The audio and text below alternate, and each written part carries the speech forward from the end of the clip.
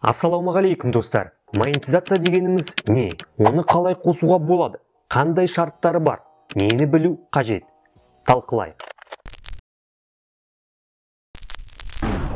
Достар, монетизация дегеніміз қандай да бір сфераны, қандай да бір затты сіз немен айналыспасаңыз да, оны табыс көзіне айналдыру, ол монетизациялау деп аталады. Яғни, сіз белгілі бір заттан табыс көзін көрсеңіз, сіз ол затты монетизация жасадыңыз.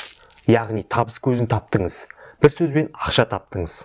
Яғни, YouTube желісінде сіз өз каналыңызды монетизация жасайсыз. Монетизация дегеніміз YouTube желісі сіздің видеоларыңызға, өзінің рекламаларын, коммерциялық көрілімдерін сіздің YouTube желісіндегі видеоларыңызға қояды. Сол арқылы сізбен табысын бөліседі.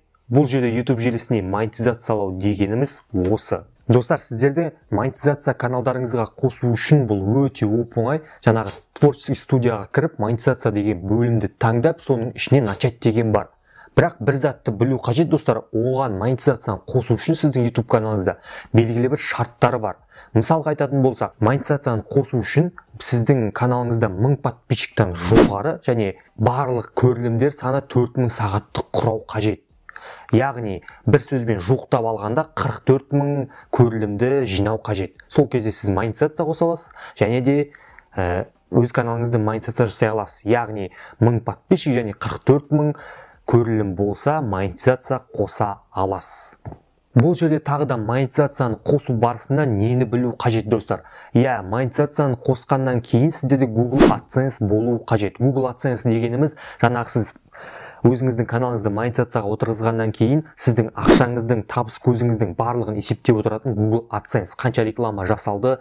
Бір сөзбен айтқанда, интернет-банкинг. Онлайн сіз барлығын қарап отырасыз, қанша ақша аударды, қанша ақша аударылады, қанша ақша күтілімде, қандай рекламалар қойылды, барлығын Google AdSense арқылы жасай аласыз. Бұл жерде, достар, Google AdSense-та өте маңызды.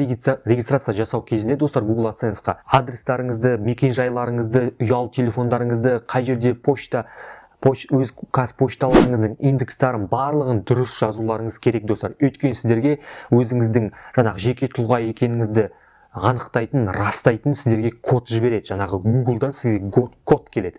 Ол сіздерге көрсетейін. Міне мынандай қазпошталарыңызға немесе үйлеріңізге шейін әкеп тастайды. Менің үйіме шейін әкеп тастады, достар. Міне қараңыздар, арты алдын және мынандай жерде коды жазылып тұрады. Міне қараңыздар. Осы код арқылы, достар, сіздер өздеріңіздің каналдарыңызды жеке тұлға екеніңізді растайсыз. Содан кейін сізге YouTube рұқсатын береді, одан кейін сіз табыс көзін жете алып табыс таба аласыз. Бұл арқылы осы жерде қателіктер жіберіп алмаңыздар, достар. Мекен жайларыңызды дұрыс жазыңыздар, ұялы телефон, барлық мағлұматтарды толтырыңыздар, достар, өздеріңіз жайлы. Және де, достар, монетизация қосқаннан кейін, мысалға сіздер 1000 подписчикке жеттіңіздер және 44000 просмотр жинадыңыздар, монетизация қостыңыздар. Монетизация қосқаннан кейін, достар, монетизация қоспастан бұрын, достар, сіздер Google AdSense-қа тіркеле берулеріңізге болады. Өйткені сіздерге айтарым, Google AdSense-қа негізі бірінші тіркеліп алыңыздар. Мысалға, YouTube канал аштыңыздар, сіздерге айтарым, қосымша Google AdSense-қа да тіркеліп алыңыз. Өйткені сізге жаңағы кодтың келуі уақытты алады. Сіздер уақыттарыңызды жоғалтпас үшін, мен өз уақытымды 1 айда, 2 айдай уақытымды жоғалттым бұл кодты күту үшін. Сіздер кодты күтпес үшін, уақыттарыңызды жоғалтпас үшін, достар, алдын ала YouTube каналға тіркелген бетте Google AdSense-қа тіркеліңіздер. Және де ол дұрыс болады. Және де сіздер монетизация жасаған бетте сізде Google кодта барлығы, жаңағы кодтарыңыз бәрі дайын тұрады. Google AdSense барлығы сізде дайын болады. Ешқандай күтпейсіз, монетизация бәрі дайын тұрады. И сол уақыттан бастап сіз табыс таба аласыз. Бұл сіздің жаңағы күту уақытыңызды біршама жеңілдеттіреді, достар. Бұл жерде, достар, талқылап өтейік монетизацияның плюсы мен минусы. Менің ойымша, мен минусын көрмедім, достар, монетизацияның. Монетизацияның плюсы, достар, енді сіздер YouTube желісінен ақша тапқандықтан сіздің видеоларыңызды YouTube өзі айналдырады. Бір сөзбен айтқанда, просмотрларын өзі жинап береді. Өйткені сіздер оның YouTube-тың рекламасын өзіңіздің видеоңызға қойып жатсыз, оларға да реклама қою керек болады. Сондықтан сіздің видеоларыңызды YouTube әрі қарай өзі көтереді. Барлық видеоларыңызда емес, бірақ рекламалары жақсы, охваты бәрі жақсы видеоларды YouTube өзі көтеретін болады. Өйткені сіз оның видеоға рекламалар қойып жатсыз, сондықтан YouTube өзінің рекламаларын қойғандықтан сізге монетизация желісі тез әрі ыңғайлы болады. Қазір, достар, сіздерге монетизацияның бір кішкене түрде көрсетіп отырмын қалай екен.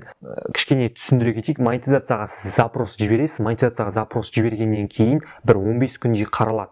YouTube сіздің каналыңызды авторский праволар бұзылмаған ба, жеке құқықтар бұзылмаған ба барлығын тексеріп шығады. Тексеріп шыққаннан кейін сізге YouTube өзінің рұқсатын береді. Рұқсатын бергеннен кейін сізге монетизация дайын болды. Жаңағы мен Google AdSense деп айтқаным, екеуін тіркеледі да сізге барлығы дайын болады.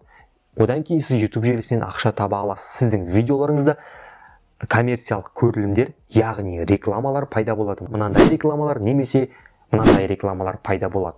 Бұл коммерциялық көрілімдер, достар. Коммерциялық көрілімдер дегеніміз ол реклама. Сіз сол арқылы табыс табасыз. Өйткені YouTube желісі қайырымдылық қоры емес, ол да ақша табуы керек.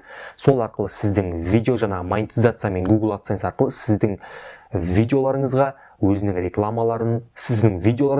рекламаларын қойып отырады, достар. Достар, егер де осы видео сізге түсінікті болса, немесе бір нәрсені түсінбесеңіз, комментарияға сұрағыңыз болса қойып кетіңіз. Мен міндетті түрде жауап беретін боламын, достым. Достар, және де каналға жазылып, қоңырауды басып кетіңіздер. Әлі де қызықты жайттар өте көп болады, достар. YouTube жайлы, әлеуметтік желілер жайлы, достар. Сіздерге айтарым, видеоны аяғына шейін көргеніңе рахмет, достым. Келесі кездескенше дидарласқанша, достым.